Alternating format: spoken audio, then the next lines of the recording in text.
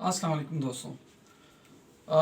जैसा कि आपको पता है कि इसका कोविड-19 यानी कि कोरोना वायरस की जो है एक इमरजेंसी की सूरत हाल है कराची के अंदर। और इसमें सबसे ज़्यादा सफ़र वो लोग कर रहे हैं जिनको अपने घर की ग्रॉसरी करनी होती है। बज़ाहिर तो ग्रॉसरी की और दूसरी जो दुकानें हैं जिनका ताल्लुक ग्रॉसरी से होता है वो खुली तो हैं, लेकिन आटा, चीनी, इस किस्म की जो चीज़ें हैं जो कि मेजर जो ग्रॉसरी का आइटम है, उसमें मनमानी जो है वो कीमत ली जा रही है। 20-20 रुपए, 30-30 रुपए, 50-50 रुपए जो है वो बढ़ा दिए गए हैं केजी के हिसाब से, दर्जन के हिसाब से। जैसे अंडे ही ले लें, 20-25 रुपए उसके ऊपर ऊपर लिए जा रहे हैं। अब एक सिटीज़न होने की हैसियत से अगर कोई उस पर एक्शन लेना चाहता है तो हमारे पास कुछ नंबर्स हैं। हमारे कमिश्नर कराची ने जो है वो कुछ नंबर्स शेयर किए हुए हैं, व्हाट्सएप नंबर शेयर किए हुए हैं, उन पे आप कंप्लेन करते हैं। इसके अलावा और बहुत सारे नंबर्स हैं जिन पे हम करते हैं। कुछ ऐसे सेल्स बनाए गए हैं, जैसे CPLC का सेल है, या प्राइस कंट्रोल के हवाले से भी एक हेल्पलाइन है 1102, उधर भी आप कंप्लेन कर सकते हैं।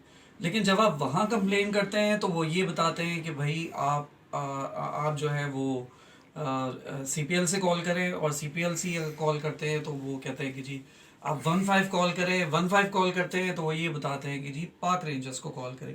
आई don't know what Pak rangers has to do with it.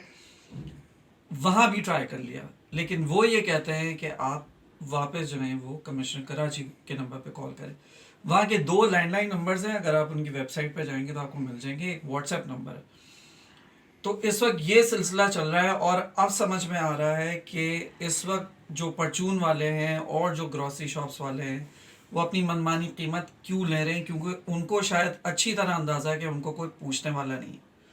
तो बराए मेहरबानी जो भी अथॉरिटीज़ हैं वो इस पर ज़रा ध्यान दें। कोरोना वायरस डेफिनेटली है। और एक और बात कि अगर आप इन हेल्पलाइंस पे कॉल करते हैं, जो कि हमारी सिटी गवर्नमेंट ने जो नंबर शेयर किए हैं, अगर आप यहाँ कॉल करते हैं प्राइस कंट्रोल के हवाले से जो नंबर्स हैं, मैं स्पेसिफिकली उनकी बात कर रहा हूँ, तो वो ये कहते हैं कि जी आप इस वक्त हम कोरोना वायरस की कंप्लेंट्स ले रहे हैं और कोई कंप्लेंट्स नहीं ले रहे।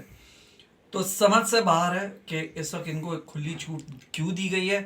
मैं यकीन से कहता हूँ कि आटा जो है वो 2000 रुपये केजी के हिसाब से बिकेगा अगर यही हाल रहा तो। खुदा के वास्ते अथॉरिटीज़ इसके ऊपर ध्यान दें, वरना प्राइस हाइक ऐसी होगी लोगों के कपड़े उतर जाएंगे। अपना बहुत ख्याल रखिएगा। मेरी तरफ से अल्लाह हाफ़िज़।